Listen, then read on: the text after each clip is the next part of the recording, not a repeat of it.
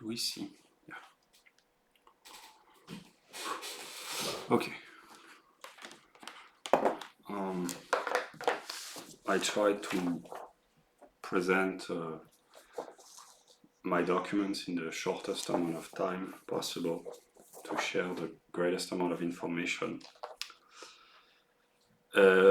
This is my full view of ethics. I have already commented thoroughly this document, but if I had to give a good pieces of advice, it would be practice ethics. Whoever you are, whenever you watch this, trying to put order at most levels is an individual endeavor, and everyone or the greatest amount of people have to make their effort. Yeah. I intend to record a video, so that was the introduction, the silent introduction. I intend to record a video where I talk about individuals and ideas. So it will be partly structured. I have written a few notes, but I cannot improvise, but I intend to talk about, yeah, about individuals. Yeah. So where is my UPS, universal, particular, singular? The universal and the particular are contained within each singular. The singulars are richer, they have a greater amount of determinations, properties, features, characteristics, etc.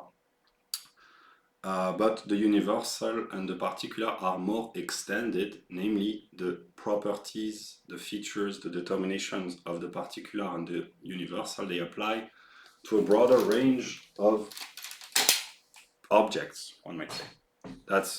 These are logical determination, and every object, everything is a singular thing with particular and universal determinations. So in ordinary language, individuals, that would be S,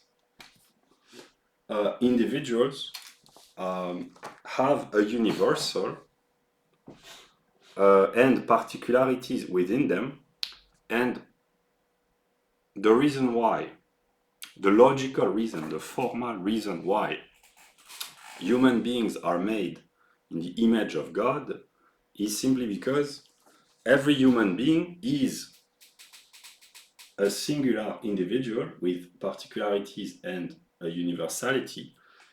And that's why humans, in logical language, that's why they are made in the image of God, in the image of the concept in logical terminology. And I wrote the beginning of philosophy.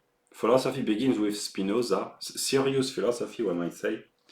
And to think like a Spinozian, one might say, consists in understanding that you do not act, at first at least, you are acted upon. The genus and the species act through the individual.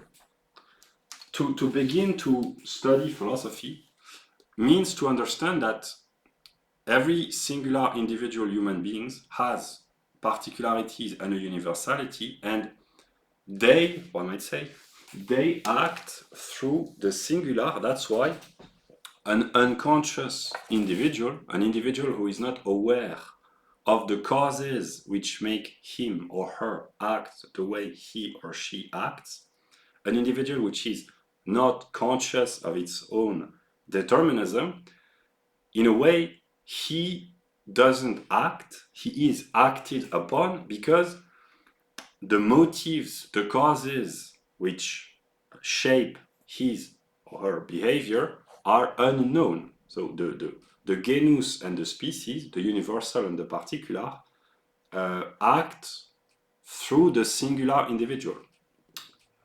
The intelligent Marxist intellectuals, there are some, the intelligent Marxists, they understand this because in their worldview, individuals are a byproduct of their class, their socio-economic class. So it is not individuals who act, but their social class which acts through them. But actually, that's just borrowed from Marx, who borrowed his ideas from Hegel and Spinoza. Yeah.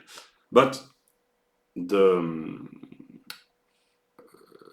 problem with this view is that the social class is a determination of objective spirit, a determination of sociology in the broadest sense, but there is not enough emphasis put on either gender or race, because what is true of the social class is also true of anthropological, biological determinations. So the ethnic and gender determinations of individuals are important as well in shaping their behavior, and not realizing this, not understanding this, prevents one from understanding oneself and the world and others. Yeah. So I will try to say intelligent things without being too confusing, because it can be confusing to mix various determination, but UPS really is really helpful, and I have shared a lot of documents which help find clarity of mind, hopefully, and it's some sort of a map to not get too confused or not get too lost. Yeah. But one might say, of course, there are individual human beings with a singular, unique consciousness, of course. But an individual is not a blank slate completely. There are determinisms which act through individuals. And here, just an example. the language, the culture, the intellectual references, etc. In a way, here it's ordinary language. They partly belong to the individual who speaks, expresses ideas or acts, because these are his words or his actions as an individual, but ideas expressed through language or actualized through human action, they also partly belong to what can be envisioned as the Zeitgeist. Namely, it can be envisioned, that's the view of Hegel and Spinoza and Marx and many other holistic thinkers, that something acts through individuals. And to determine what this something is, in a Spinozian perspective, is a path towards liberation, because the more an individual understands his own determinism and his own determinations, the more he can master them and grow in liberty and autonomy and sovereignty. Yeah, because the more you understand why you are determined to act the way you are, the more you master your own determinism and the more active you become, instead of being just passive, just being acted upon. The more acting you become when you understand this. That's basic Spinozian psychology, but actually it's an introduction to philosophy, and it's kind of relevant. Yeah. I will develop about this, the Zeitgeist, individuals, ideas, etc., etc. But just about UPS, in order to elevate oneself to universality, there has to be the mediation of the particular. Namely, in case of humans, the universal would be mankind. But in order to have a cosmopolitan perspective in the best sense, namely to think of all humans as member of the same community of spirit and of reciprocity, there has to be elevation from a singular consciousness, individuals who are just thinking about themselves as individuals and who do not have a broader perspective. There has to be the mediation of the particular, formulated intelligibly, to be rooted in one's own tradition, to be aware of one's own culture, one's own civilization, one's own cultural and civilizational legacy. That would be the particular, or to know the authors of one's own country, the classical authors, the greatest poets, the greatest thinkers, or one's own, if it's not a country, a civilization or a culture or a religious tradition, is a means to reach the universal. And the problem with the left in the West is that the left, I simplify, but they tend to erase or to try to erase or to suppress or to neglect or to show disdain or contempt for the particular. And usually leftists in the Western world, these are singular individuals who talk about a universal, that's not the vocabulary that they use, but that's the ideas that they express, a universal outlook on the world, a cosmopolitan, a global view, a universal view. But without the moment of the particular, it's not possible to reach the universal.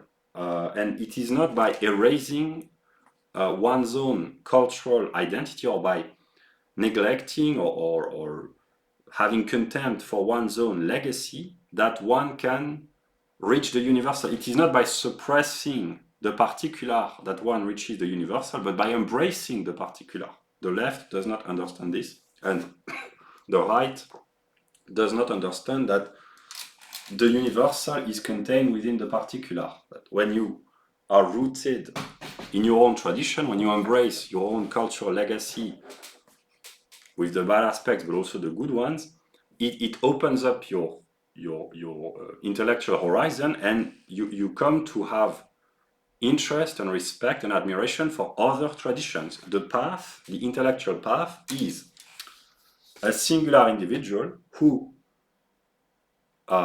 makes his own legacy, cultural, spiritual, civilizational, etc., historical legacy. He makes it his own, and by being rooted in a particular tradition, he connects with the universal human condition, one might say. And then, when you are rooted in your own tradition, then you can reach other particulars because you understand the value of other people's culture, because you are aware of your own. But it is not by negating the particular that one can relate or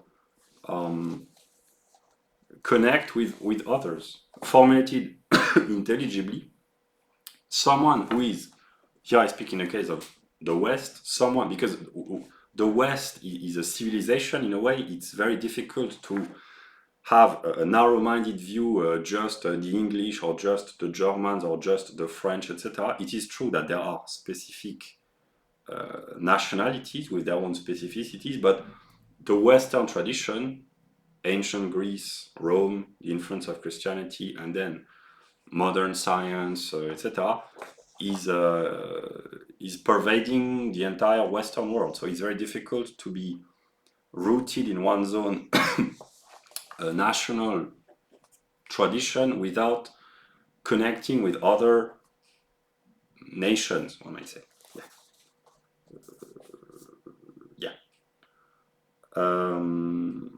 So yeah, in the case of Westerners who have lost their culture in the broader sense, when you are rooted in your own tradition, when you know broadly the great intellectuals, the great thinkers, the great men of the past, you can more easily relate to other civilizations and people who are different culturally, because you will come to respect their own particular tradition, legacy, great men of the past, etc., etc. Yeah. Because precisely the universal and the particular are contained within the singular. Yeah. The ideal is to have a harmonious relationship within each individual between the singular, the particular, the universal. Here I've talked about culture, but it works in terms of anthropology, one's own gender, one's own generation, etc. Yeah. I wrote the question, what is an individual? Here I will quote Nietzsche. According to Nietzsche, it's partly relevant, but partly not completely, but the individual himself is a fallacy. We are buds on a single tree. What do we know about what can become of us from the interests of the tree? Learn gradually to discard the supposed individual, get beyond myself and yourself, experience cosmically. Yeah. This view of transcending the ego for the sake of a mystical union with the cosmos, it can appear appealing sometimes, but in order not to get lost, there has to be individuality. Yeah. But here I'll make a comment. The reason why I intended to make this video in the first place was when I read about physics. From a strictly physical standpoint, from a quantum perspective, nature, the objective world, can be envisioned as a collection of waves, vibration of fields, one might say. Matter on a quantum level is partly a wave,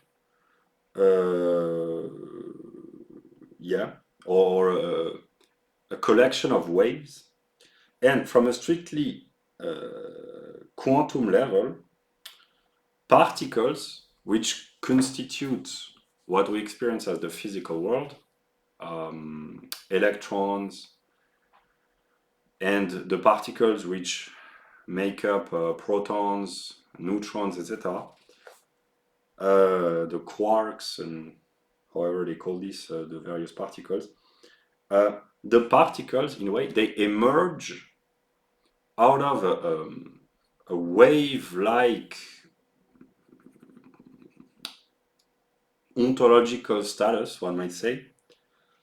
And a metaphor to illustrate this,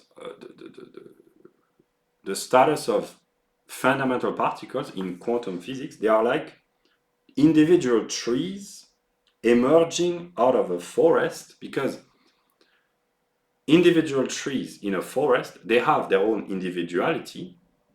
Each of them is a singular, unique individual, but on a root level, beneath the ground, it can happen that all the trees are actually interconnected through their roots, and they constitute only one individual.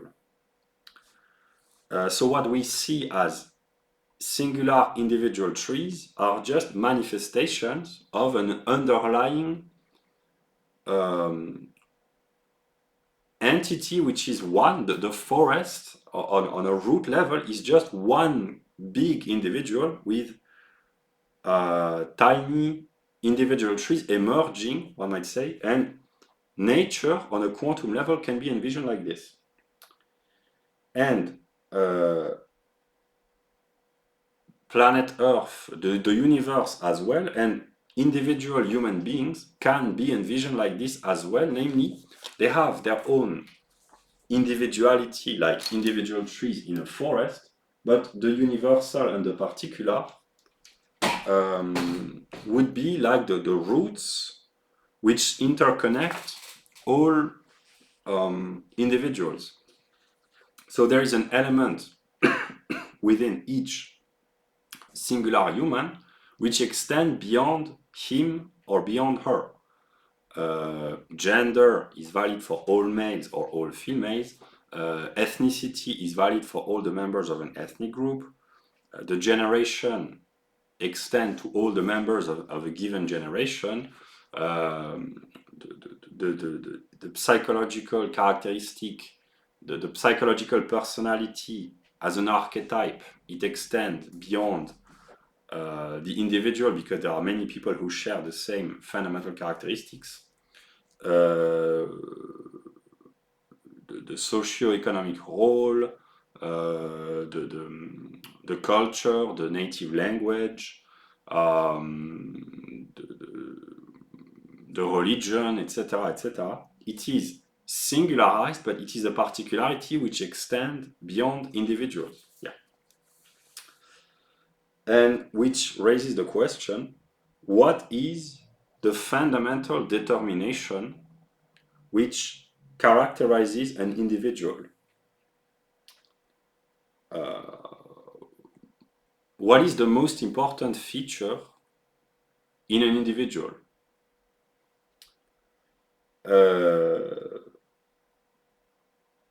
Here I will just change the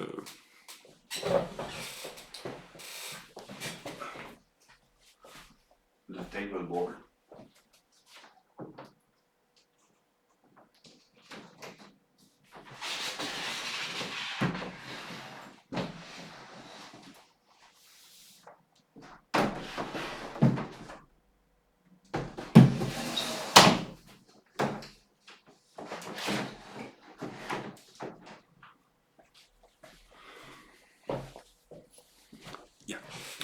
The utility and the use of this document is to try to establish a hierarchy of an ordered hierarchy. And my answer would be the most important determination about to understand an individual, in my view, would be his philosophical view, one might say, his philosophical perspective, but actually not many people are aware of their own philosophical assumptions. So the next most important would be the religious. The religious identity is the most important in my view, because it says a lot. If the person is aware of why he or she belongs to such religious denomination, usually this is the most important feature because it shapes the worldview, the culture, the ethics, the beliefs, the behavior. So that's the most important. It's not the only determination, but it's the most important in my view. And here I have many identities, like most people have many identities. But if I had, here's an excellent book that I've been reading thoroughly lately by Mr. Deist, and here a book about Protestantism, What the World Owes to Protestantism by Jean Robin. If I had to define myself in one simple determination, I identify as a Protestant, and I explain why. Not a classical Protestant of whatever denomination which has to rigorously follow whatever, no, but for me Protestantism, if I had to really simplify, philosophically I would say I'm a Hegelian, but religiously I would say Protestant, my own view of Protestantism, simply because it gives the greatest amount of information in a simplified way. For me, it represents libertarian, first Christianity in terms of worldview, beliefs, etc. But also, for me, Protestantism means libertarianism politically, namely an emphasis on the idea of liberty. Politically, usually Protestants, they are supposed to be, if not libertarian, at least in favor of liberty, which is not the case for all Catholics, for example, or for most Catholics. But also, if we are honest, Protestantism historically, it can be envisioned as an expression of the Nordic spirit, but also as a form, it's not contradictory, it's connected, as a form, an expression of German nationalism. Protestantism, historically, it began as a spiritual movement, but it's with Luther, Martin Luther, it's a form of spiritual expression of German nationalism. It doesn't mean that only the Germans can be Protestant, no, because it's universal, but historically, it doesn't mean that all the Germans are Protestant, because in Bavaria they are Catholic. But yeah, that's why for me it's important, because it means an emphasis on liberty, the German aspect, and also the Christian ideal in terms of ethics. Sometimes it's very difficult, but the ideal is a universalist ideal, namely to try to treat other human beings as having an individuality and having an inherent worth as thinking beings. The ability to think is that which elevates man beyond other animals, and this is what enables science and religion and ethics and morality and law, etc., etc. Yeah, so if I had to summarize, it's much more complex than that, but basically, the good aspects about Christianity, that's the emphasis on the value, the inherent value of the individual. Precisely, so it contradicts consciously, but in a good sense, the idea that the individual precisely is just an expression of a collective, an expression of his ethnic group or his social class or his gender or his religious affiliation. There is that's my interpretation. That's the good aspect about Christianity, that the individual is considered to be distinct. It doesn't mean that the particular and the universal have to be neglected, but there is an emphasis on the inherent value of singular individuals. That's the ideal, at least. That's the ideal. Yeah. That's why, in my view, that's my view is that Protestantism is the most authentic, and there are various denominations, various sects, various, but the idea, as I interpret this, is a libertarian ideal, namely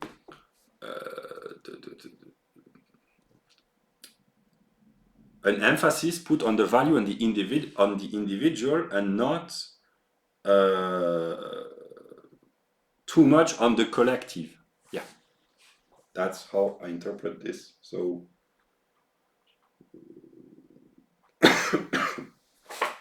and it has the benefit of summarizing religious philosophical views, political views, and cultural and anthropological view, the German aspect, in a simplified way. So yeah. But in order to have the greatest amount, that's an opinion, but it's partly relevant, but that's an opinion. In order to have the greatest amount of information about an individual, if the philosophical views are not available, either because the individual is not aware or is not capable of having his own philosophical perspective on life, then the second best piece of information would be the religious. What is the religion of the individual? It gives the greatest amount of information.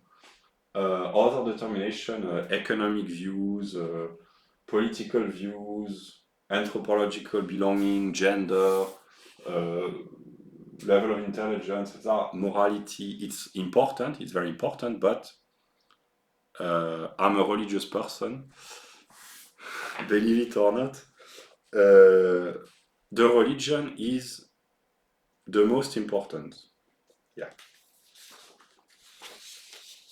If the ideas are clear for the follower, because there are a lot of people who they have a formal religious identity, but they have no clue of why they follow this religion. They are just followers of a given religion because tradition or peer pressure or social conditioning or whatever. For these people who are vaguely religious in whatever religion they are they are following, if they have no higher consciousness, it doesn't say much. So yeah, it's really a limiting piece of information, but it's a very useful one. Yeah.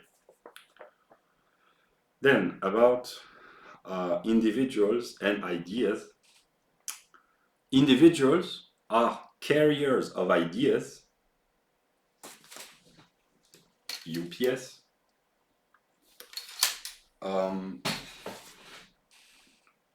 which might lead to schizophrenia and or to an impersonal way of thinking. It's not often mentioned, but scientists and philosophers who are scientists,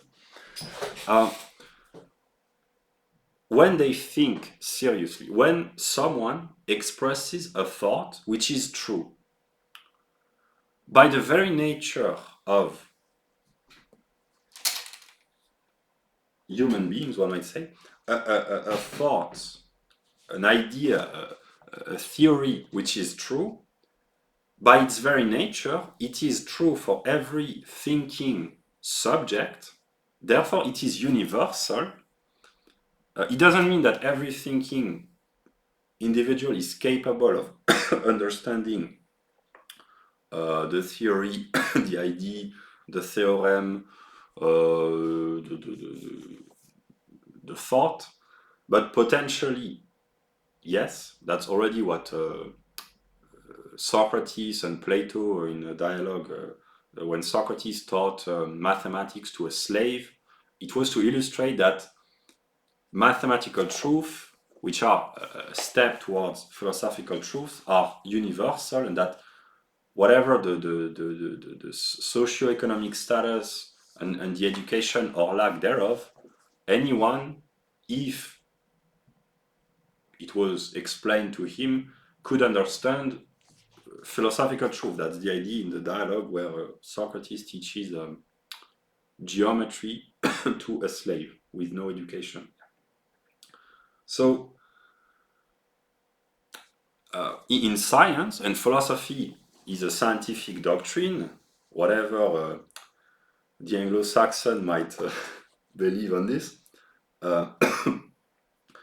when an idea is true, it extends beyond the individual who expresses the idea, which leads partly to schizophrenia, because when you live in the realm of ideas, scientific ideas, in a way, you become acquainted with thoughts which, by their very nature, extend beyond yourself as an individual. If you make scientific truths or ethical truths your own, if they are true, they extend beyond you as a singular individual. And if you make this the content of your conscious experience, it partly leads to schizophrenia, simply because the universal comes to live through you in a way. Yeah. So an individual is both himself as a singular individual and the carrier of his ideas. Yeah. So I wrote, in the realm of ethics, to be ethical means to embody an idea.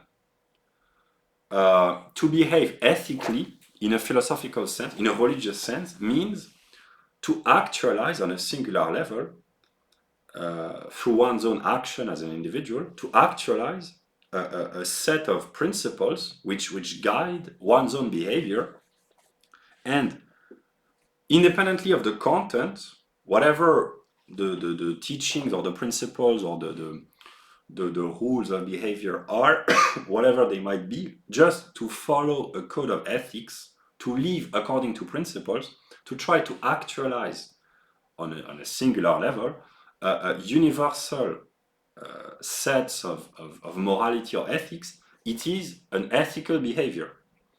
That's why to be ethical means to be rational. And I wrote an example. Cato the Younger, the Roman, the great Roman, I don't know if he was a senator, but statesman probably, he embodies, symbolically, a person who lived for the Republic, and when the Republic fell and was replaced by the dictatorship of Caesar and then the empire, he committed suicide because his entire being was with the Republic. He was a defender of the old Roman Republic, and he was one with the idea of the Roman Republic. So he could not, that's the interpretation of Hegel, but actually it's relevant, he could not outlive the Republic. He was one with the idea of the Republic, and when the empire took over, he could no longer live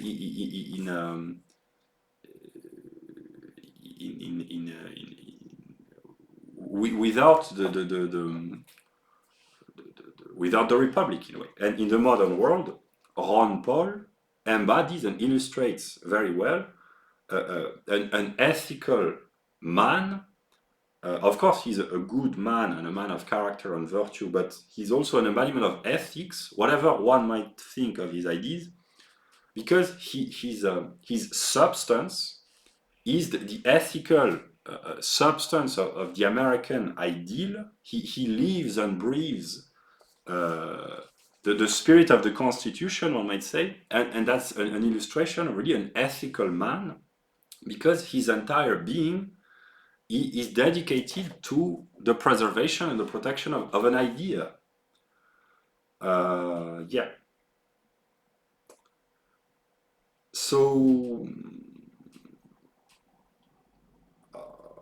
I wrote Heidegger makes, I think, a remark somewhere about Aristotle. I'm not sure, but I don't remember where I heard this, but whether or not it's accurate, it makes a relevant point. Heidegger says somewhere, maybe, about Aristotle, what is important is date of birth, work, death. That's a German way of thinking. One might say it's a little bit excessive, but what Hegel thought like this as well, regarding the philosophers. When you have a philosophical perspective, what is most important about great men, at least, is their work, their ideas, their substance in a way, and of course, to summarize, to reduce a great man like Aristotle to just his work, it's very reductive in a way, but it's partly relevant nonetheless. It is true that the most authentic, the most important achievements, or the most substantial truth about individuals is the highest ideas that they have embodied or that they have expressed. Yeah, of course, individuals are more valuable and more important than just their work. Here, work doesn't mean in a socio-economic sense. Work means the opus, the substantial production. Yeah, yeah. The view of the German philosophers sometimes tends to be just to put an emphasis on the universal, namely just to extract the universal out of an individual's life, which in a way, it is true that it is what is most important, in a way, when it comes to ethics and to achievements, but to leave aside the singular aspect, it's not always healthy, one might say. Yeah, but I've noticed that a lot of human beings, they live through their body and or eventually through their soul, but not necessarily through their ideas, especially in atheist decadent civilization. But very few individuals consciously live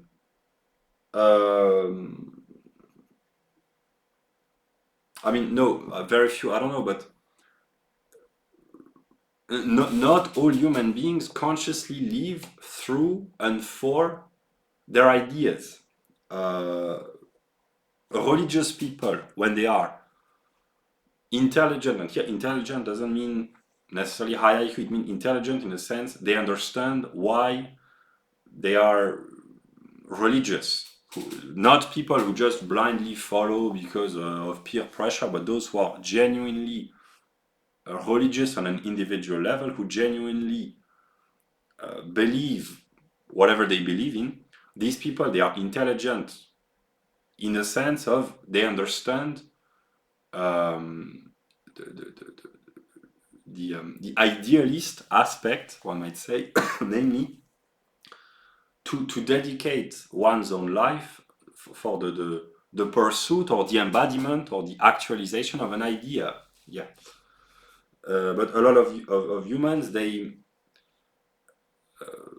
remain in the realm of the body,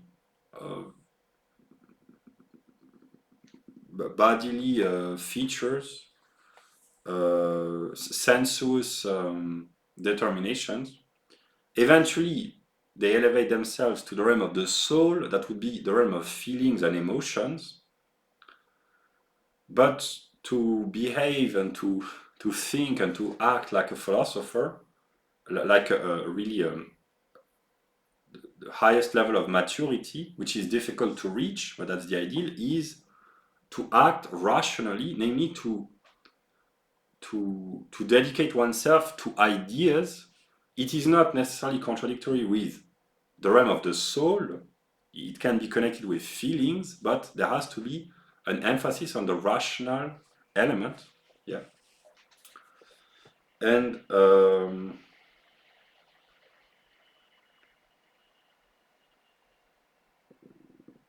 I wrote questions.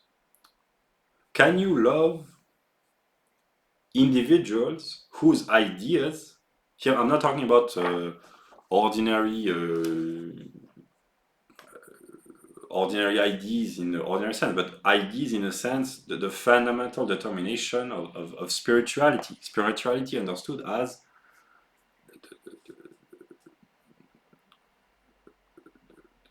the substance of man, the greatest ideas that man can have on ethics, culture, politics, religion, philosophy, etc. Can you love individuals whose ideas you disagree with? So here, that would be formulated differently. Can you love a singular individual whose ideas in the realm of either the particular or the universal you disagree with? Maybe that's the power of love, maybe. Probably the answer is yes. Here I listed Zizek.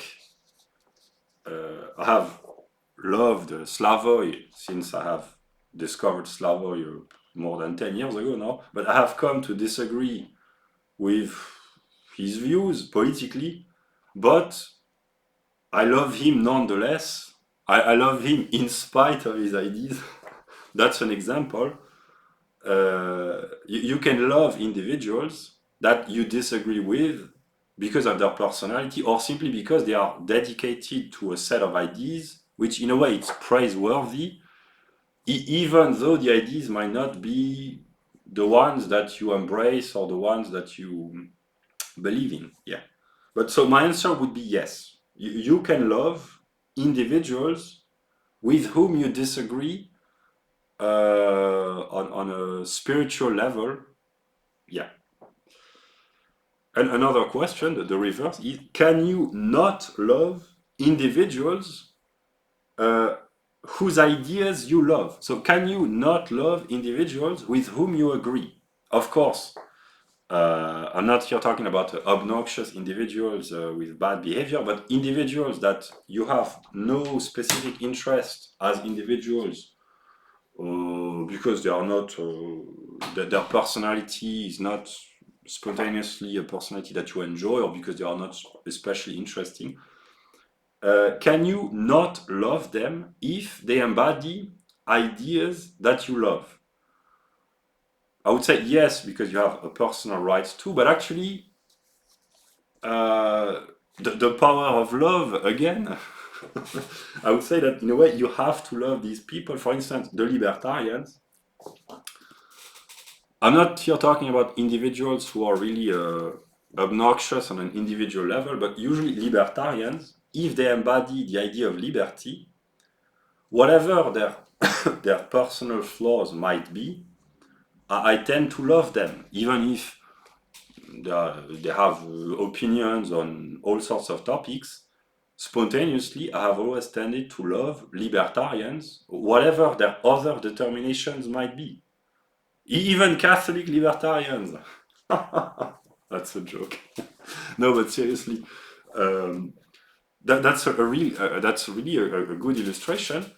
If you love a certain idea, an idea which is substantial in a sense, not average, ordinary idea, but really great ideas, when you do, actually, that's really the healing power of love. You end up respecting, or if not loving, at least caring, not caring, but at least respecting. If it's not love, at least it's a sense of respect for individuals who share the same substantial idea, whatever their other determinations are. That's why spirituality is a means to transcend divides in terms of ethnicity, demographic age, the generational gaps, demographic differences, ethnic differences, gender differences, cultural, social, economic differences, etc. What elevates unites. Yeah, that's a quote from a French thinker, Monsieur Peggy. What elevates unites. In order to unite individuals, there has to be spiritual unity, and here spiritual can be either a political idea or an economic doctrine or a cultural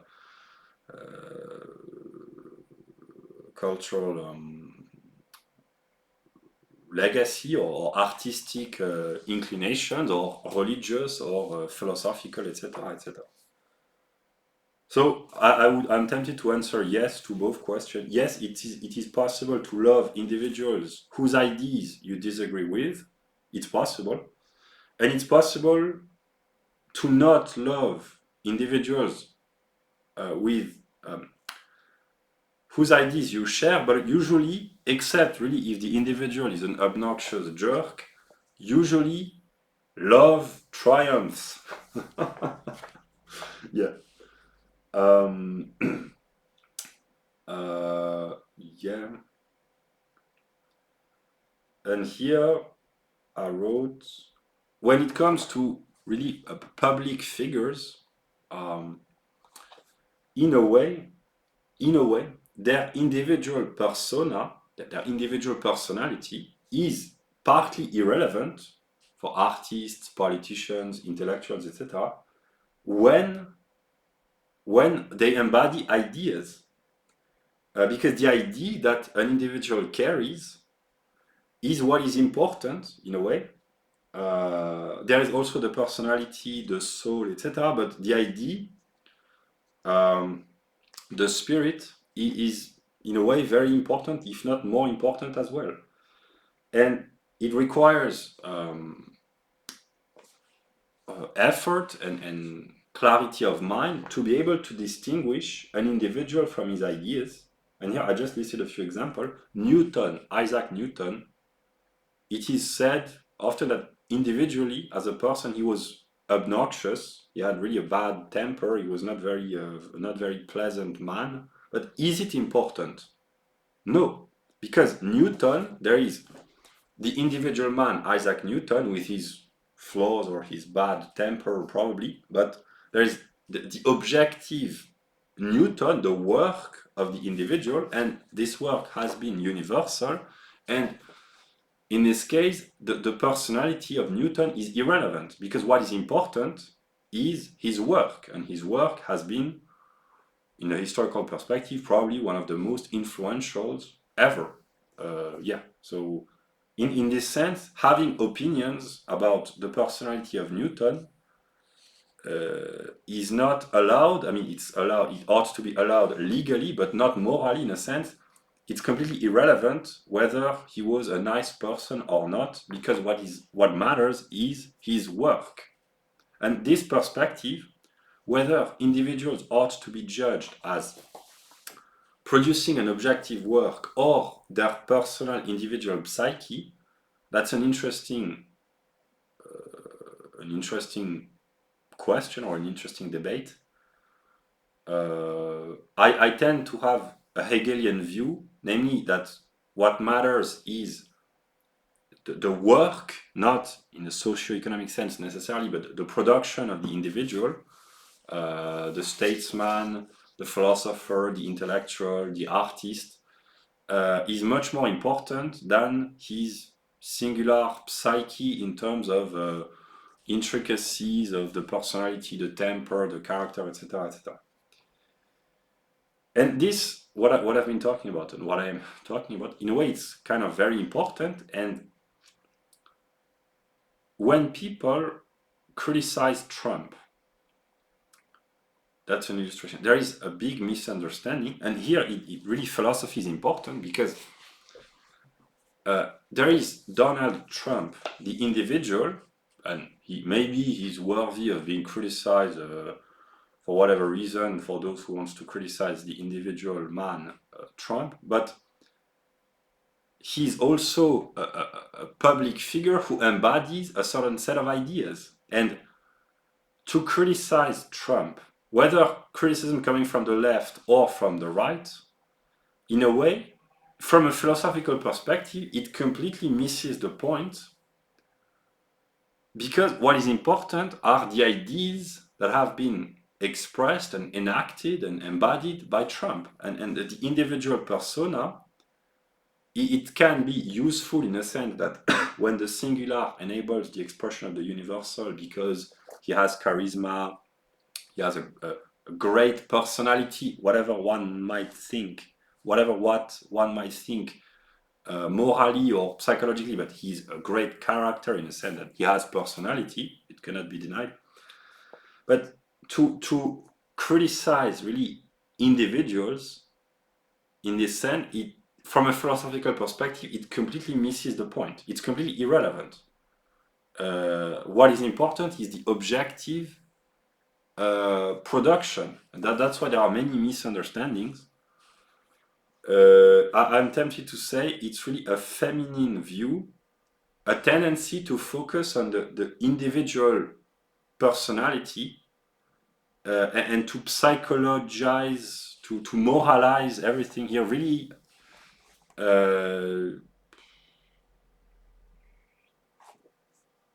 it completely misses the point. And to think philosophically consists in distinguishing or being able to identify the ideas behind individuals, the ideas that individuals carry. And when it comes to spirituality, in a sense of the expression of ideas, what is important precisely is the ideas, not the individual personality. The universal and the particular, and not the singular. Because when ideas are good and true, they are good and true independently of the individual who expresses these ideas. Then one might be tempted to say, maybe individuals who are good as individuals, they have a tendency or a greater statistical likelihood of expressing good ideas. Maybe, but the universal exists beyond the singular when it is true.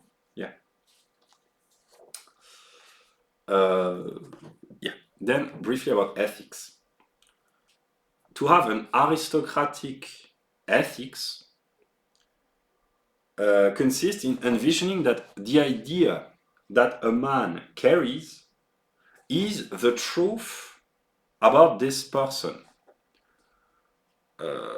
There is the psychological aspect. People can be nice or obnoxious or indifferent or boring or charismatic or whatever on a singular level, their personality. But to have really an aristocratic perspective in ordinary sense, not consists in judging a man by the ideas that he embodies and that he carries with him. To consider the ideas behind the man. Nothing personal, strictly business, in the words of Michael Corleone. But actually, it's a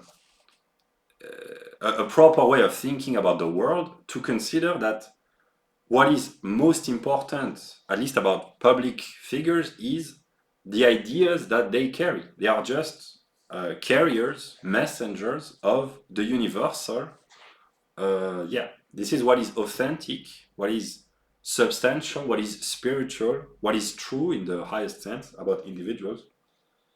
And religious people, they tend to understand this, no matter how vaguely, but they tend to understand this. But in a atheist and decadent civilization in the modern West, we have forgotten this. Yeah.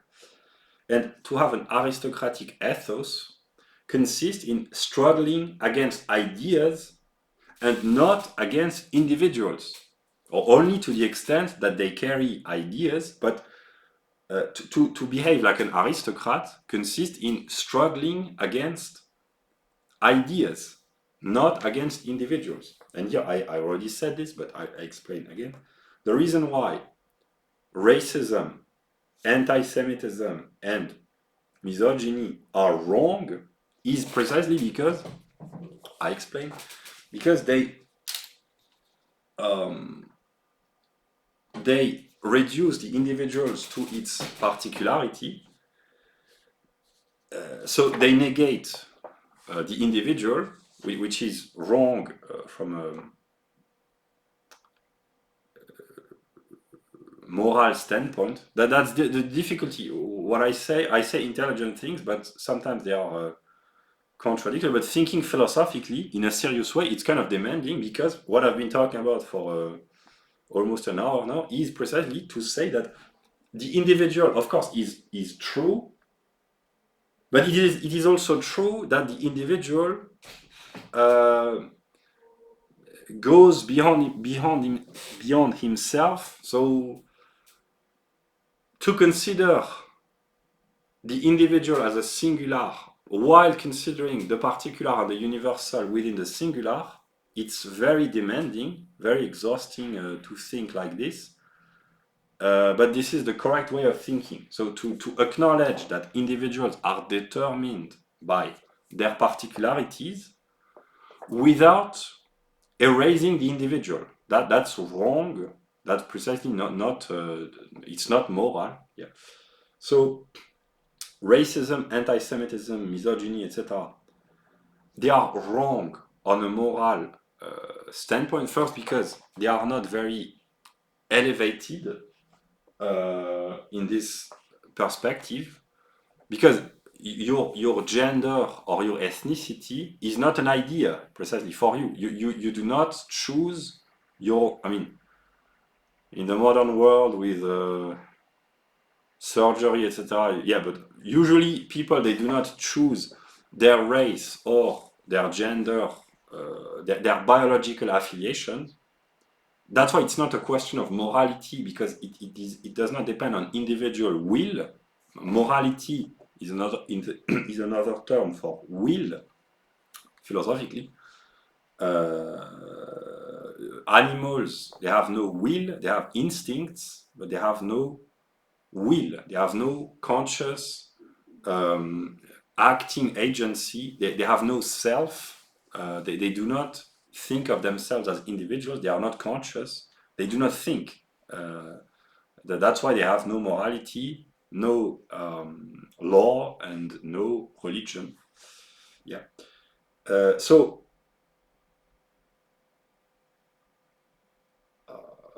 that's the reason why the left very often has the moral high ground, because they denounce racism, misogyny, anti-Semitism, etc., etc. And it is true that it is wrong, and that's why the left almost always win, or at least almost always has the moral high ground, because it is true that it is wrong to judge people, in a sense, to reduce them just to their biological characteristic in a derogatory way. It is true that it is wrong, and that's why those who are correct, they win the moral high ground. But what? Class hatred, namely to hate a person because of his particular social class or socio-economic status, it is wrong as well.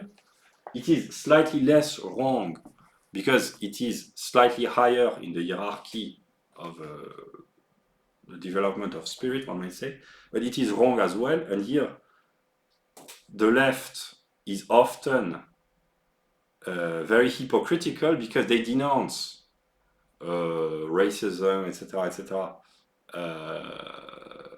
they accuse the right of being all the negative words, etc. But they themselves, often they are, not always, but they can be socially hateful. They can hate either the rich, the capitalist, the bourgeoisie, or the working class. They do not always say this, but in the Western world, there are a lot of leftists who despise the native working class.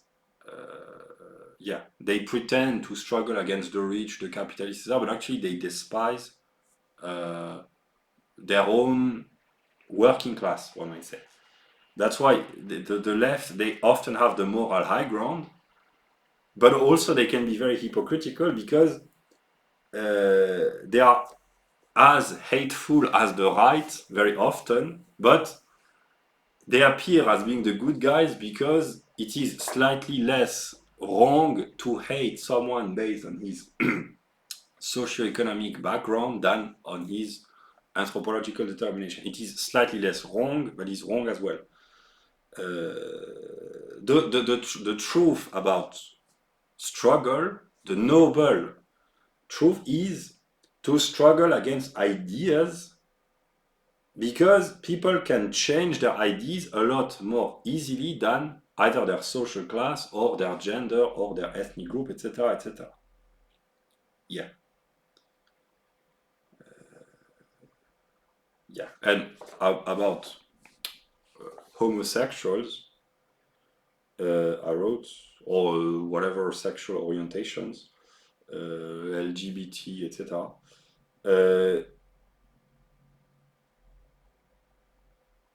My view, which is, I try to be consistent and coherent, people who are homosexuals, they do not choose their sexual orientation. It is partly determined, I don't know, genetically, or the latest research, I'm not necessarily aware of this, but it's partly determined. So in a sense, they do not choose their sexual orientation if they are gay or lesbian, or yeah, but they choose, if we envision free will, individual responsibility, they choose to promote it, or not, but yeah. So my view, it's consistent and it's coherent, would be to hate someone or to reject someone because of determinations which are beyond his own individual responsibility. That's wrong. It's not moral to reject someone based on determinations which are not his own, that he or she cannot be sovereign over, that he or she cannot change. This is a universal definition of morality, namely to accuse people or to reject people because of what they are and not because of what they do. It's considered universally almost to be wrong. Martin Luther King, the content of the character, not the color of the skin or other. Yeah. But, I wrote, if you choose to define yourself primarily by your sexuality, in my view, there is a problem, because if the highest identity that you can think of is your sexual practices, there is a serious problem, because it means that you are not very spiritual. So my view is consistent, namely, people who are homosexual, but they don't talk about it, or if they do, it's really in a sense, okay, it's kind of irrelevant, because if they define themselves through their ideas precisely, their sexuality in a way is kind of irrelevant, and they are to be judged, if one has to judge people, but they are to be judged as carriers of ideas. Someone like Douglas Murray, as far as I know, he's homosexual, but it's in a way it's kind of irrelevant, because the substantial self of Mr. Murray is his ideas about conservatism, his defense of Western civilization, etc. That's what defines him. This is what is substantial about him. Then his individual practices, if it is between consenting adults, etc., in a way that's kind of irrelevant. In a public speech, in a public sphere, in private life, if there is consent between adults, etc., well, but precisely if an individual, if he or she can only define himself through his sexuality, there is a problem from a philosophical perspective, namely, it should not be important or prevalent in the identity of an individual. There are much more important economic, moral, political, religious, artistic, philosophical views, which are infinitely more important, and they are what is supposed to constitute the substantial, the essential identity of an individual. Yeah. Yeah.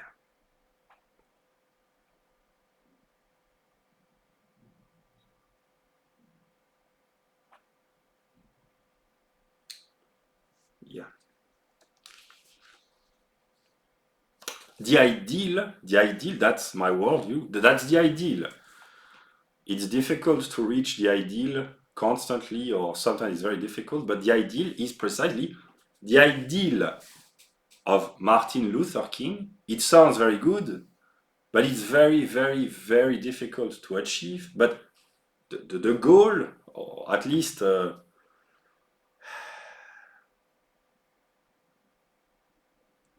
for the elite, not the socio-economic elite, but for the intellectual and spiritual elite, would be to have a society, or at least interpersonal relationships within society, where individuals are judged as carriers of ideas.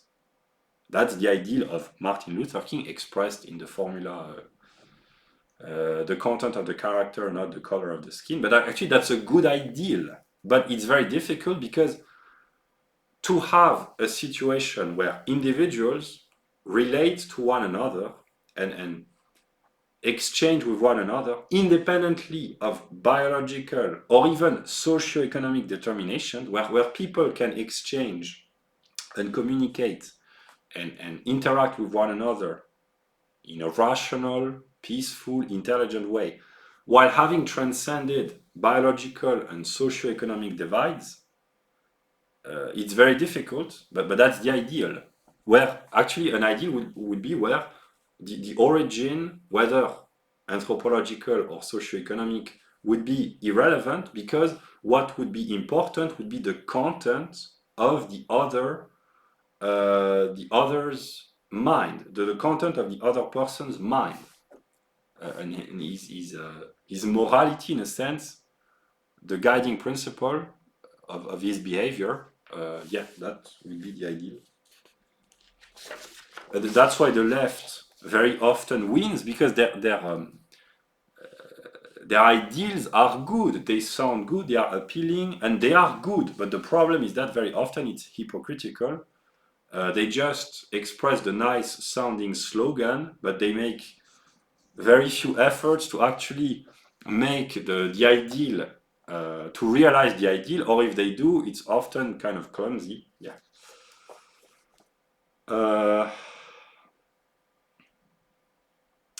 Here about spirit and ethics. I will take the example of Ron Paul again.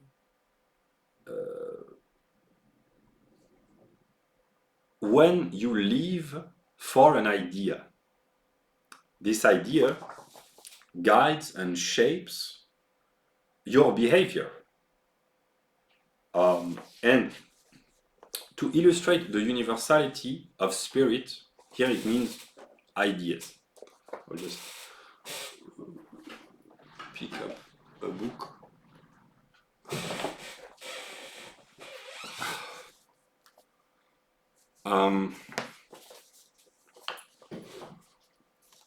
When you act according to a set of principles, you bring about actions, effects in the world which are the result, the consequence of the principle that you try to embody. And it will shape your entire life in a way.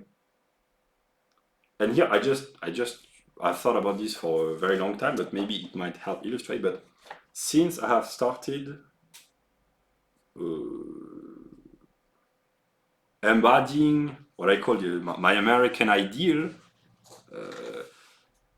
the food that I eat, the places that I visit, the way I behave in my ordinary life is shaped, is determined consciously, but is determined by the principle that I try to actualize.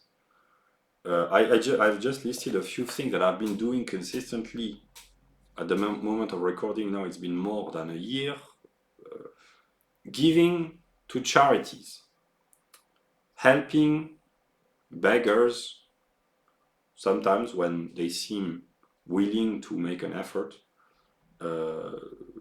eating organic, local, fresh food, becoming more responsible, becoming a prepper, making donations to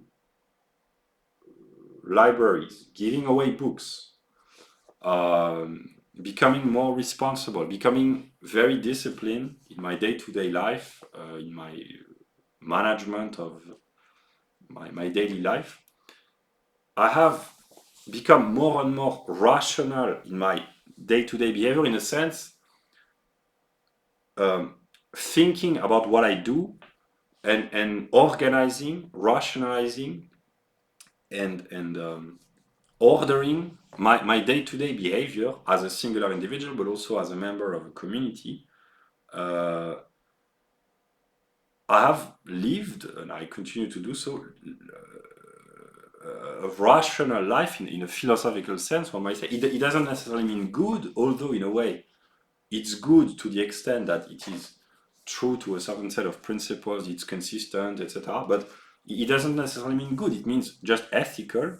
In my personal development, I have come to embody very consistently and constantly an idea. And when you do this, your experiences, the things that you see, the people that you talk to, the sensation that you have, they are in a way a consequence of the idea that you embody.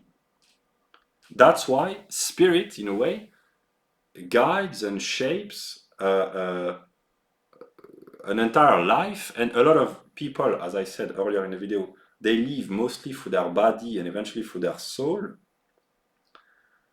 and not necessarily consciously through their intellect.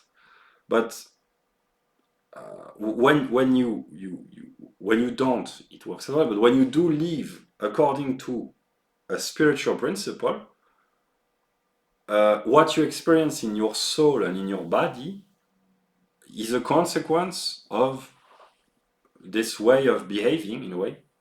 To formulate it differently, in a more simple way, the people, the millions maybe of people who have started cleaning their room because of the good pieces of advice given by Mr. Peterson, in a way, they actualize the spirit of Mr. Peterson, but actually it's the Zeitgeist, namely a return to a little bit of seriousness on the part of Westerners, and those who have picked themselves up and started to put order in their life because they have heard Mr. Peterson or others. But in a way, it illustrates the universality of spirits, because they change their behavior, they actualize more or less frequently, but ideas can circulate instantaneously, but then they have to be enacted, they have to be actualized, they have to be realized, and here it depends on individual will. But it's an illustration of how spirit, the universal, shapes the lives of people all over the world. And when it is done consciously, it can bring about tremendous changes for the better. Yeah.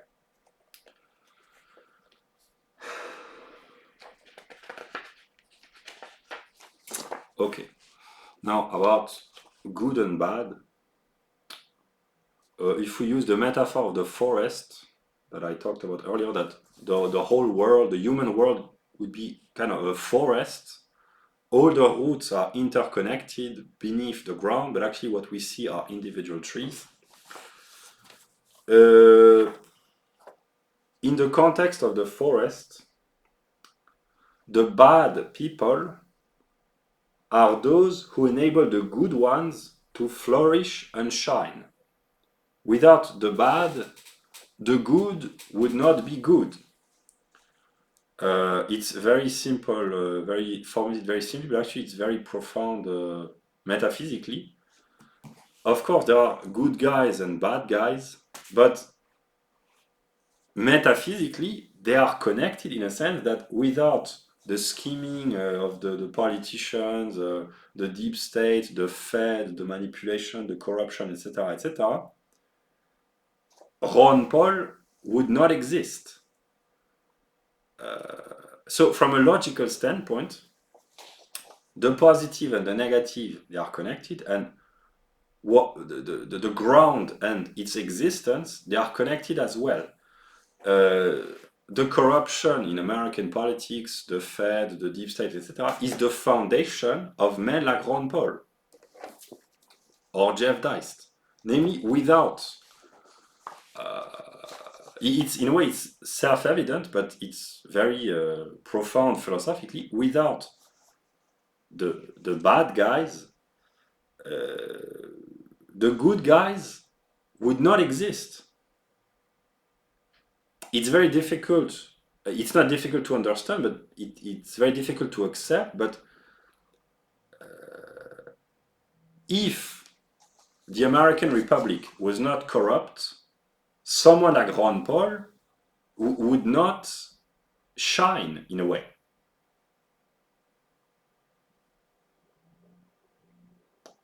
Yeah. That it doesn't mean that one has to love bad people, but it has to be kept in mind that whatever people call good, most of the time, would not exist without what they call bad. Yeah. Pure light is so brilliant that it's blinding.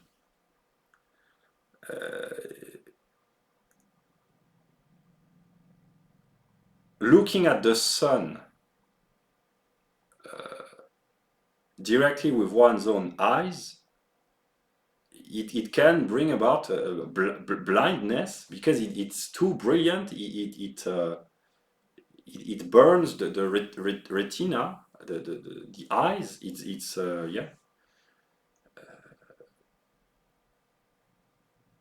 Pure light can be blinding. An unlightened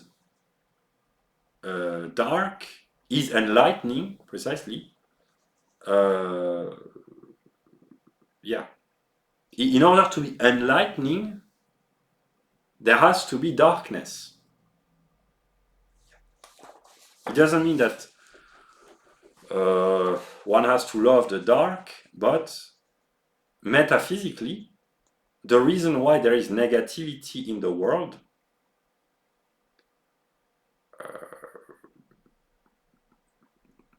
not the reason why, but the negativity in the world is that which logically enables the positive to occur.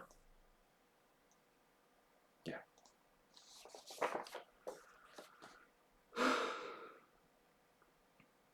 I wrote, from a Spinozian, Fichtean perspective, from Fichte, he talks about this in one of his books, there is neither good nor evil, neither virtue nor vice, if everything is determined, and the more one thinks philosophically, the more one understands that people are determined to act the way they do.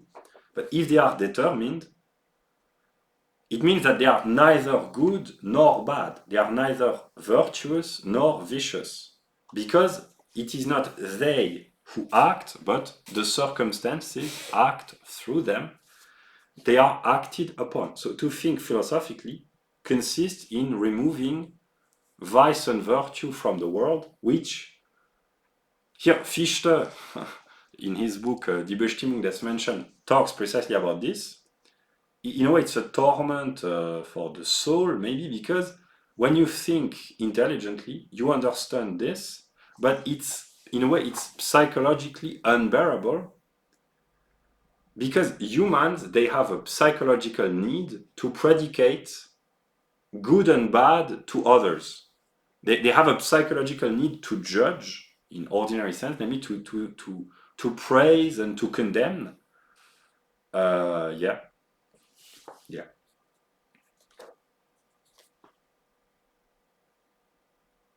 Yeah. I wrote, each individual, of course, is the product of the set of circumstances that he has evolved in. Genetic, socio-economic, cultural, political, historical in a broader sense. So it's very easy to judge in ordinary sense, to condemn or to praise, but it's much more difficult to understand. And my view maybe that here on Earth, we have to make quick decisions. We have to make decisions without being able to fully, adequately judge, namely to take decisions without having all the information available, often under a lot of pressure. Yeah. So it can lead to misjudgment. So maybe the good thing about earthly existence is that it's, in a way, it's okay to make mistakes, precisely because when you think intelligently, you understand that people, they have to take decisions without having full information available, so they have to judge quickly, whereas to judge adequately would require the time and the knowledge, and it is not always available. So that's why a lot of people, they make wrong, in a way, decisions. Here wrong means quick decisions without taking the time to fully envision, etc. That's the human condition here on Earth, namely to be limited in time, in knowledge, and to act nonetheless. Yeah. Yeah. And then about hell. Maybe what people call hell, maybe it consists in the afterlife, who knows, but to see life through the perspective of others. That would be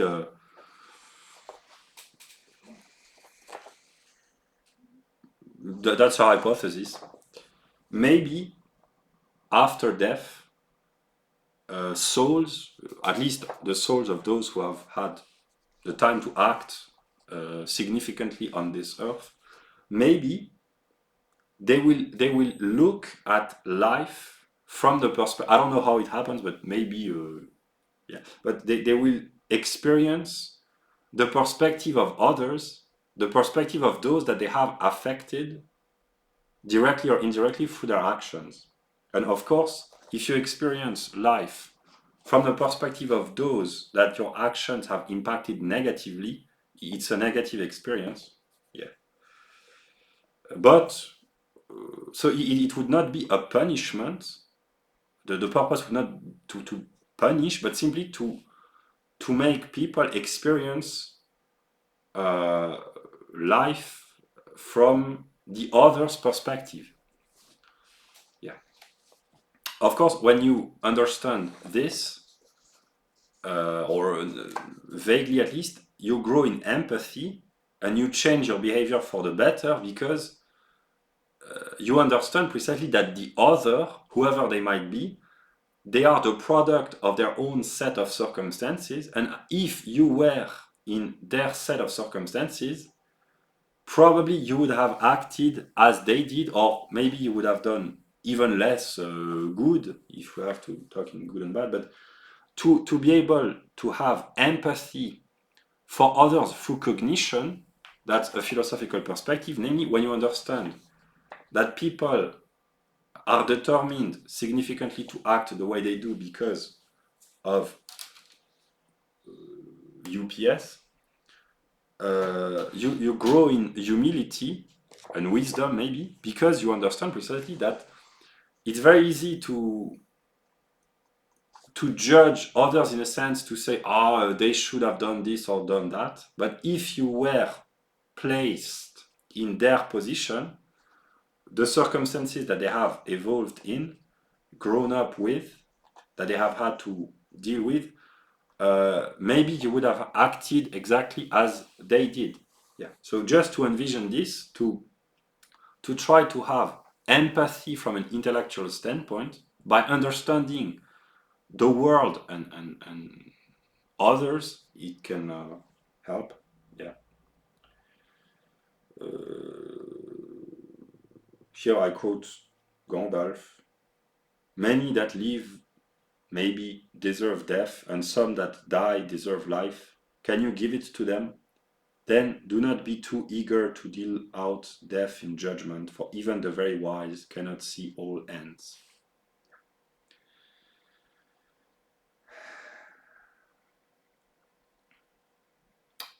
All we have to decide is what to do with the time that is given to us.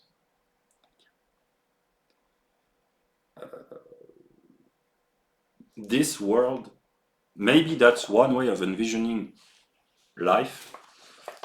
Maybe it is designed precisely to grant us the right to make mistakes. Yeah, maybe that's why there are so many problems in the world, is because maybe mistakes are part of the process of life. Maybe that's our hypothesis. Maybe we are as souls, we are here on earth, and most people, they don't really know what they are doing here, but maybe it can be envisioned as an opportunity to act in the world and to try to make the best decisions possible, of course, to grow up and to mature and to become better and wiser as consistently as possible. That's the ideal. But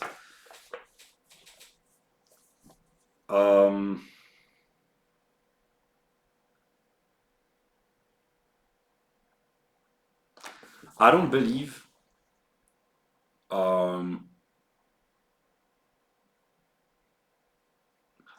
in punishment for the sake of punishment of people who are not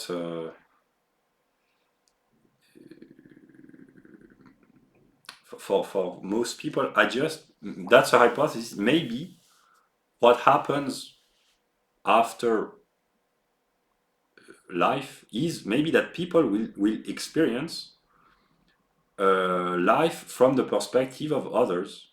Maybe it's not the purpose would not be to punish, but simply to experience differently. Yeah. That's why when you understand this, that you make efforts to try to improve ethically and morally, and to treat that's the golden rule and the message of the great religions. Yeah. To see in the other another self, to have empathy, not necessarily in a compassionate way, but to envision the other, any other, as being the product of his or her own set of circumstances, and to treat every human equally, not in an egalitarian sense, but in a philosophical sense, a Christian sense for the best. Namely, to recognize or to acknowledge that there is a universality within each human, and to try to act as consistently as possible while acknowledging this, namely that there is a thinking entity within every human being, no matter how limited they might seem or maybe might be, but there is dignity in human beings to the extent that they are capable of thinking, yeah, and to acknowledge this and to treat others according to this principle. It's really a universal ethics, a Christian ethics for the best. For the best here, it means simply universality. It's Kantian ethics. It's a libertarian ethics. That's the ideal. It's of course very difficult to implement, but at least to find the ideal, that's the first step, and then to try to practice the ideal. Yeah, but to acknowledge the universality of thought and spirit in each human, that's the noble ideal. Yeah. And I wrote, that's my belief, but if it was possible to talk peacefully with anyone long enough and to learn about this person, probably you would have empathy, compassion, maybe love for this person. Because if you could, here, Zizek talks about this, but actually, if you could hear the story of any person, even the most,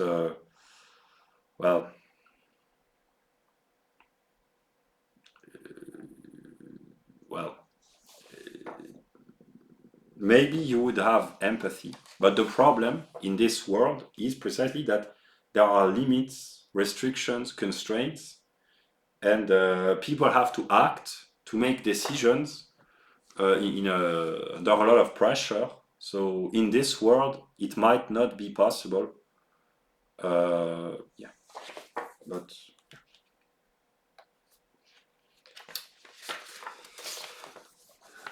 okay. Now about judgment precisely.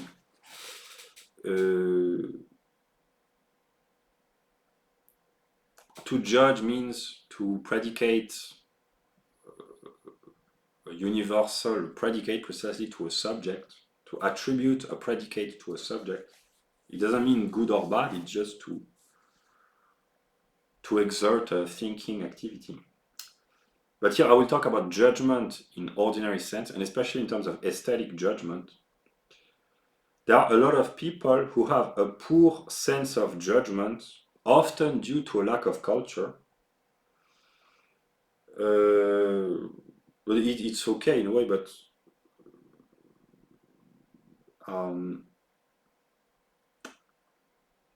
they are often, a lot of people are not capable of noticing and or appreciating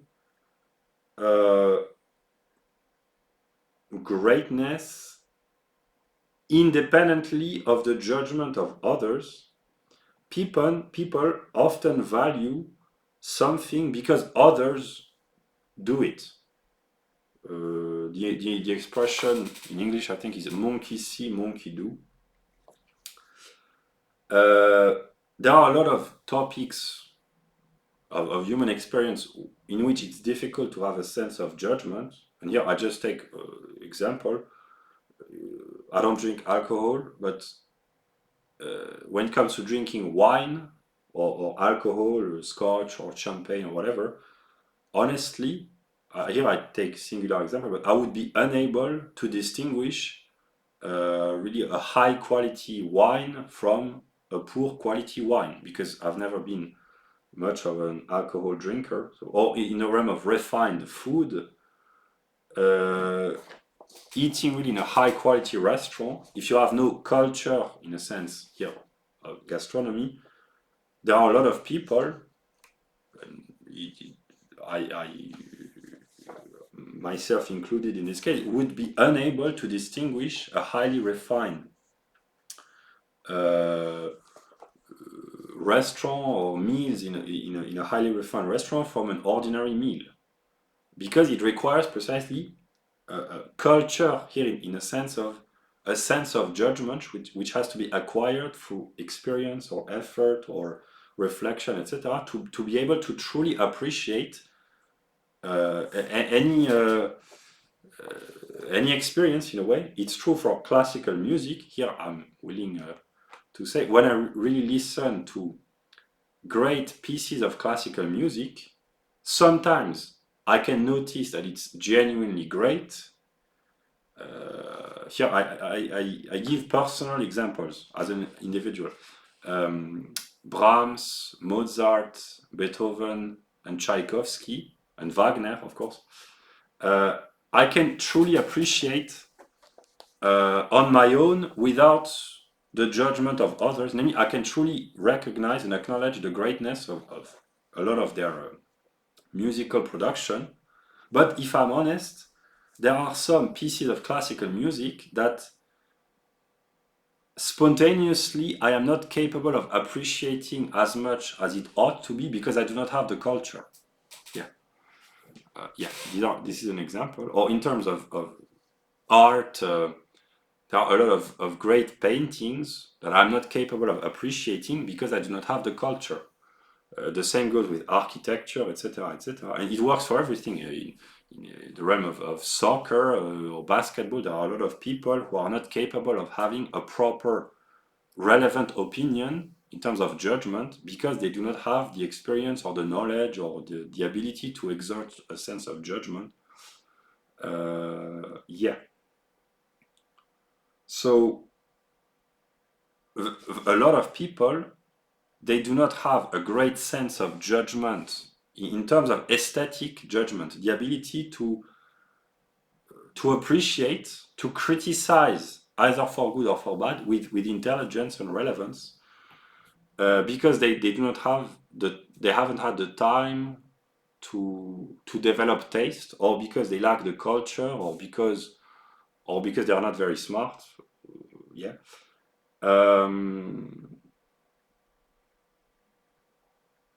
But when you acquire a culture in a broadest sense, namely here it means, as I define this, it means the ability to make judgments, relevant, intelligent, valuable judgments. You come to appreciate your experiences a lot more because you are able to distinguish and to distinguish the good and the bad in most fields, but also to appreciate the good even better. When you acquire taste and culture and refinement in aesthetic judgments, you tend to appreciate a lot more the greatness in whatever field. It can be wine, sports, architecture, art, music, books, etc., etc. Yeah.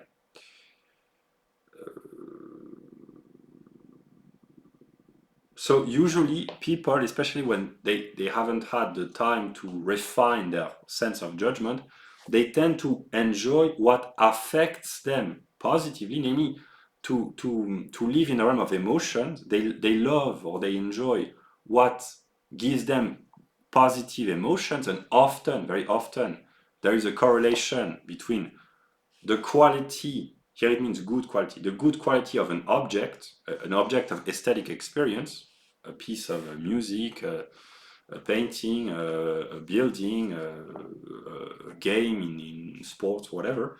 Often there is a correlation between the objective quality of the object and the subjective emotions that it triggers, often, but often as well,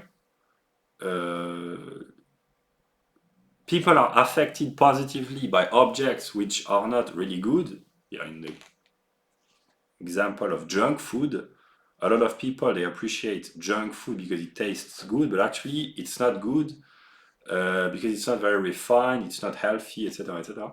Or the other aspect, people, they can fail to appreciate really excellent products because it does not affect them, because they haven't had the opportunity to acquire a sense of judgment yet.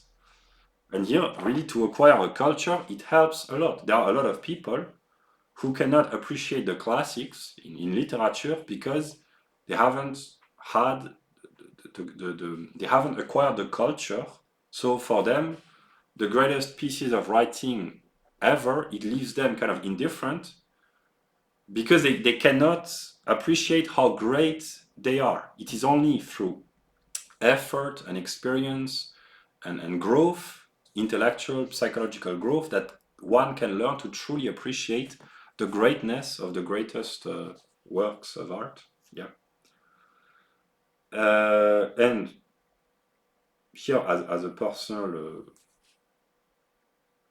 individual, what might say, in a lot of fields, I have a very poor sense of judgment because I'm not really interested, or I haven't had the opportunity to develop refined tastes. But in the realm of intellect related topics, my sense of judgment is often excellent because I've had a lot of experience. I've read countless books, watched many videos. I have traveled and continue to do so a lot intellectually. So I believe that my sense of judgment in intellectual topics is really excellent. Yeah. So when I recommend books or authors, when I really do recommend them, usually most of the time they really are great. I've been reading Mr. Deist thoroughly. I've started reading thoroughly. It's really a good book. It's a good book with intelligent judgments on politics, culture, economics. It's really insightful. So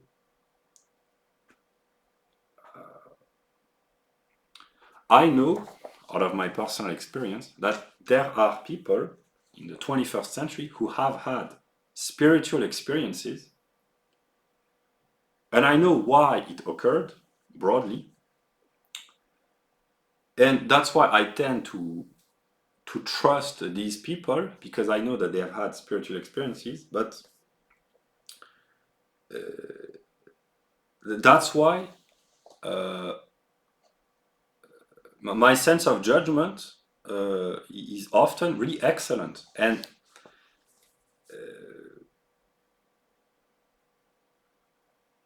I tend to spend a lot of time reading books or watching videos or studying.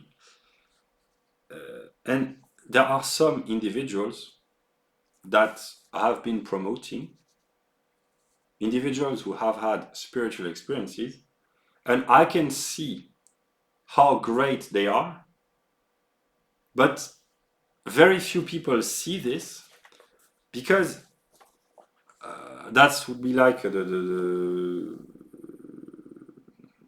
piece of music or alcohol or whatever, or a piece of architecture of a high quality.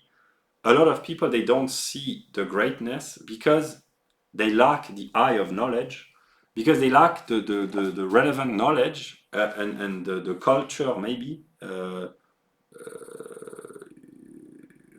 to have the ability to identify and to appreciate really intelligent, relevant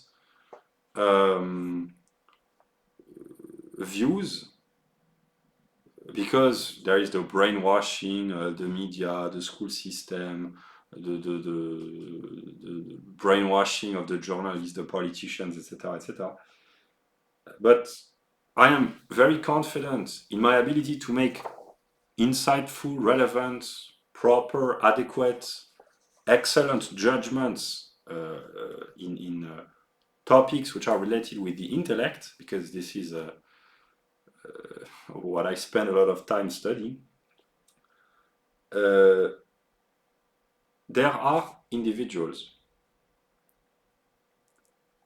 all over the world, but their work is made available through the internet, who produce excellence on an individual level while working in very difficult conditions. People who work alone with very few, if not at all, financial means and or support, who are often self-taught, but who nonetheless consistently make intelligent remarks. I know this because I've been following these people. And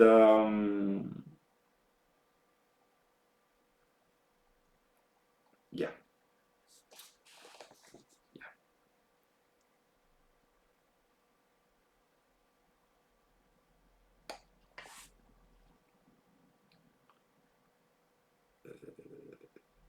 because formulated differently, I have noticed that there are people on the internet, in life, but some of their work or their speech can be found on the internet. They say really very intelligent things, which is because of the bell-shaped curve distribution. It's kind of rare to have individuals who consistently say very intelligent things. It's a rare feature to be able to talk wisely, intelligently on a lot of topics consistently. It's kind of a rare feature because like a talent in basketball or in music. It's very rare in terms of distribution. That's why it's so valuable in a way. But those people often they do not have yet the credit that they deserve, because most people they are a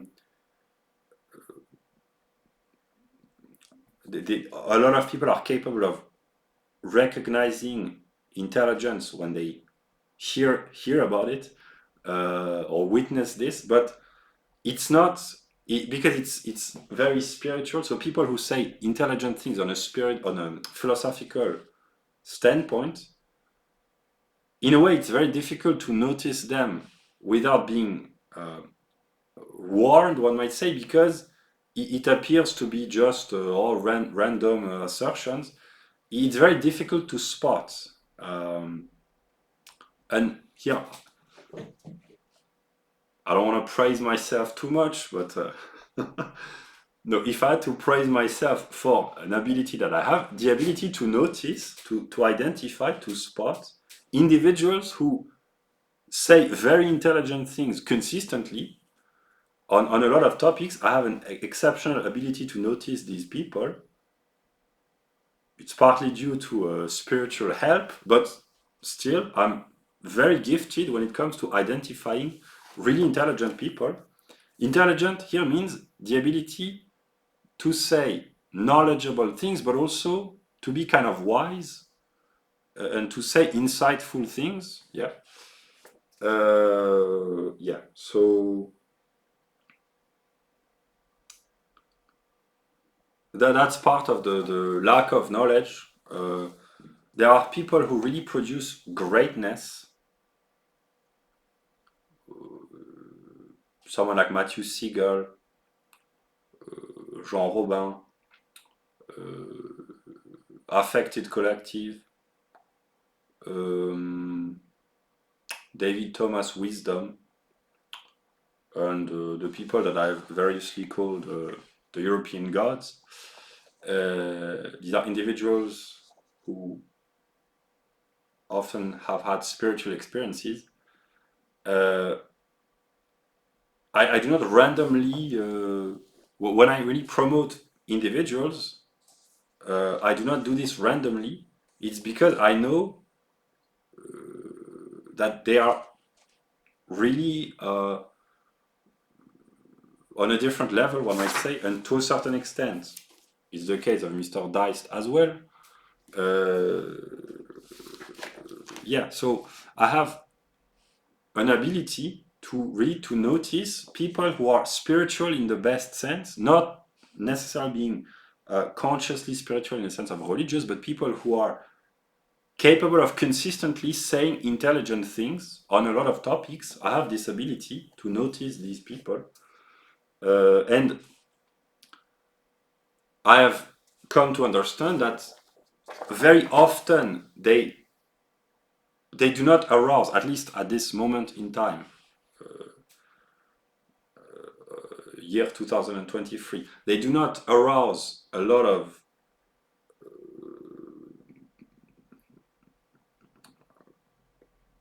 interest as of yet, because precisely it's much more subtle to notice at first glance, one might say, to notice people whose prominent feature consists in consistently saying and doing intelligent things. It's a lot more difficult to spot. Yeah, musical talent is much more easy. Charisma is a lot easier to notice.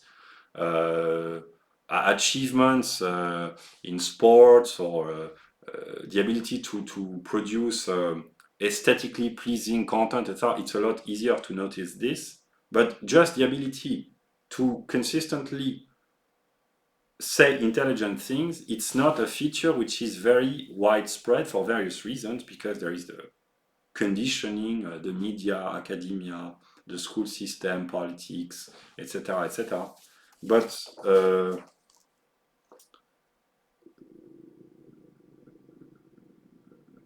yeah, so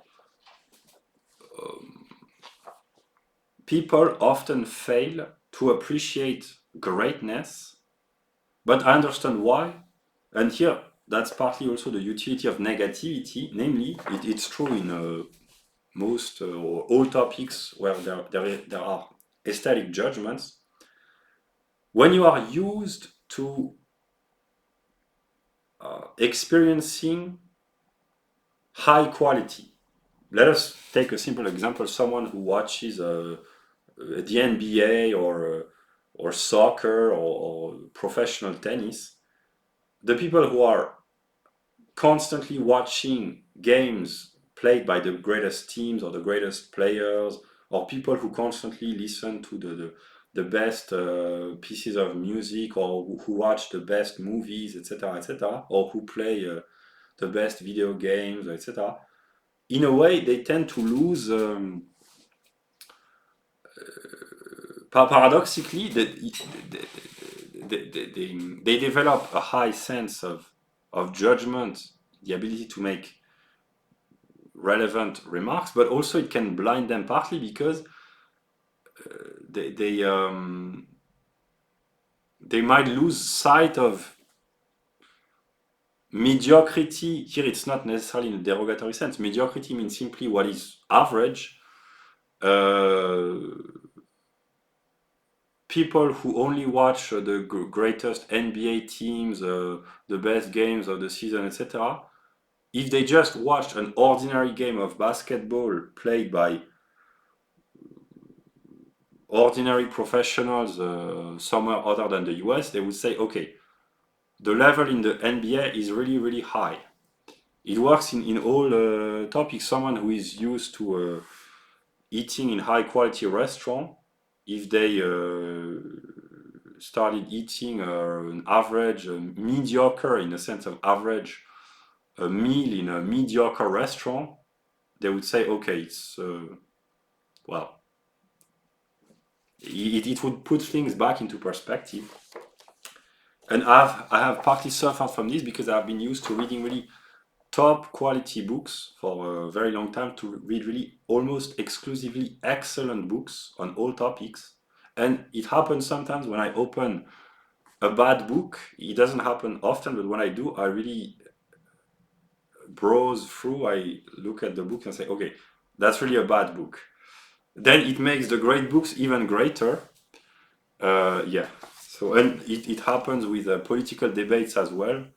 Sometimes just listening to ordinary politics in the West, it's good because the level is so insipid. That it's good because it recontextualizes things. Yeah, it gives back meaning, context, etc. That's the utility of negativity, in the sense of the bad here enables the good to be even better. Sometimes it's good to have something to compare. Yeah. Yeah. So that's what I wanted to say. Yeah, just a remark also. I've been reading a lot about physics. With the internet, it can be envisioned that actually that's what happens. The best ideas all over the world are made available, and I've come to think of this by studying physics. Heavy intellectuals, namely people who have really profound ideas, intellectual heavyweights, one might say, they are like astrophysical objects, namely, they tend to attract through intellectual gravitation, one might say, other bodies, and the world of the mind, of the intellect, of spirit, can be envisioned as some sort of a spiritual galaxy. And intelligent people, they are like stars who attract other objects, and there is a galaxy of the mind, and the internet is like the mirror image of this in a way. And I've understood by studying precisely a little bit of relativity, heavy in the theory of relativity, heavy astrophysical objects, really massive celestial bodies, they tend to curve space-time, to stretch, that's ordinary language, to stretch space-time, and spending time near a really massive object, like a black hole or a really massive star or a very heavy gravitational object, it tends to stretch time. Here it's ordinary language, namely time spent near a heavily massive gravitational object, spending, let's say, here the numbers are just taken random, but spending 1 hour near a very heavy gravitational object, it can be the equivalent of 10 days. Here I just give random number, but 10 days in a normal gravitational environment. There is a scene like this in Interstellar by Christopher Nolan. Time is being stretched near massive gravitational objects. And in the realm of the mind, I've understood this, it can help to visualize really highly intelligent people. They are like stars or like heavy gravitational objects, spending, in a way, they distort space-time, spending time near a highly intelligent person on the internet, one might say, or in real life, but people who make their content available online, spending 1 hour near or next to a really highly intelligent, here it means not only abstract intelligence, but talking intelligently about relevant topics, etc. Spending 1 hour symbolically with around these people is like spending 1 month or 1 year around an ordinary person who talks about the same topic. So the time is being distorted in a sense that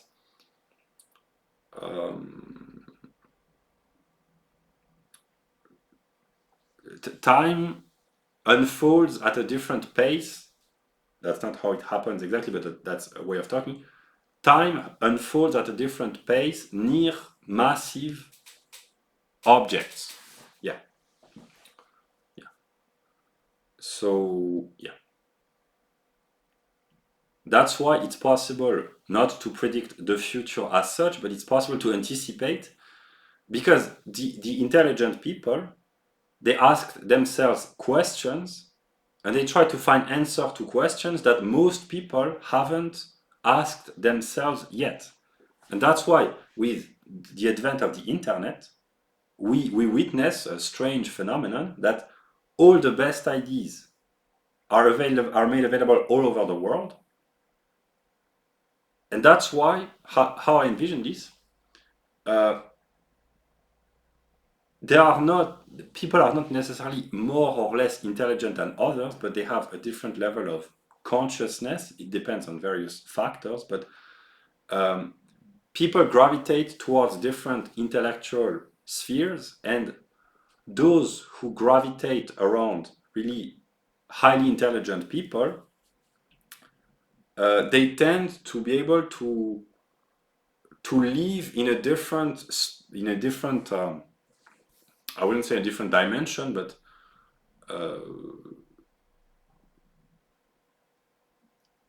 the perception of reality is being distorted by the fact that different people have access to different sources of information, and there is really a widening gap between those who know how to identify intelligent, relevant information and who are capable of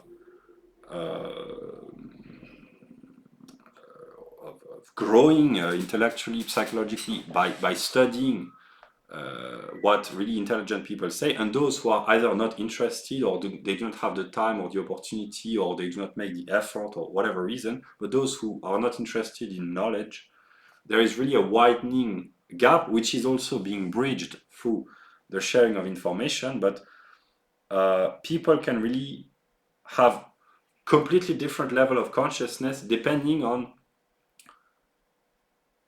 the intellectual objects that they gravitate around. That's what I could say. Yeah. So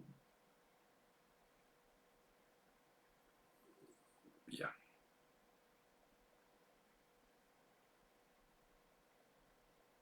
Yeah. Okay. I have said a lot of what I intended to say. UPS, the individual, and the IDs. I'll just switch the table.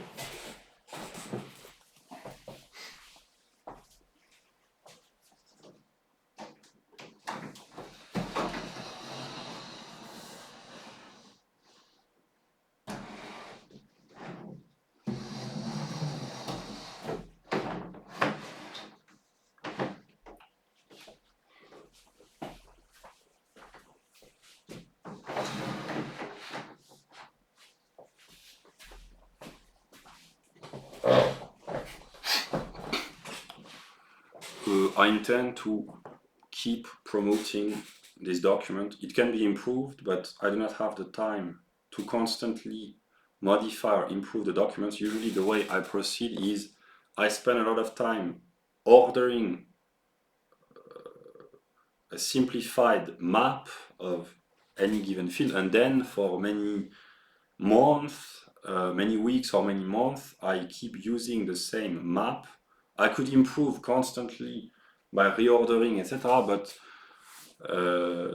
once I've produced a document which, given the circumstances, is the best balance that I've been able to find in terms of intelligibility, accessibility, completeness, and usefulness, one might say, I keep sharing the same document.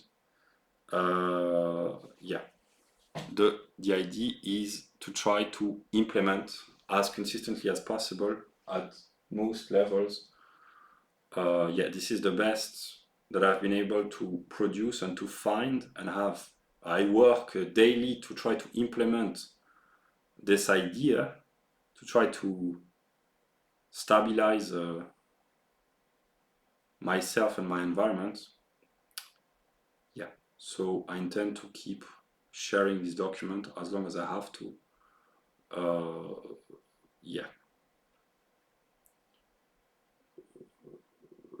But I will just make a remark.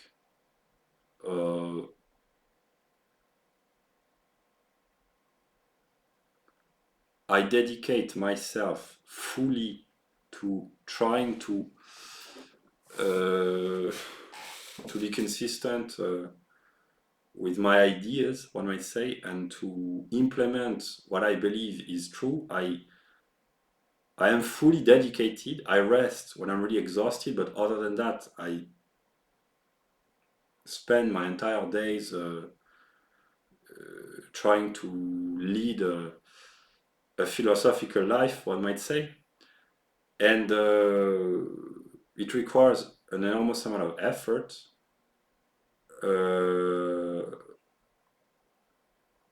But action occurs on an individual level, and it is the task, the responsibility, the duty of every individual to try to improve himself as much as possible and to cooperate with others to the greatest extent possible.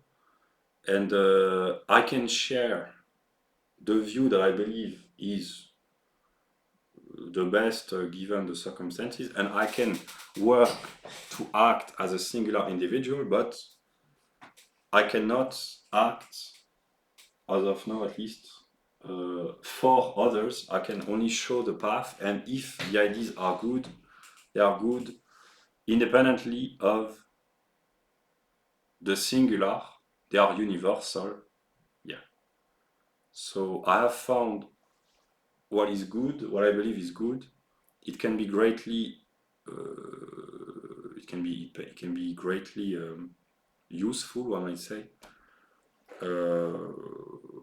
So yeah, I will continue to try to practice and promote this view. Yeah, I will conclude the video here.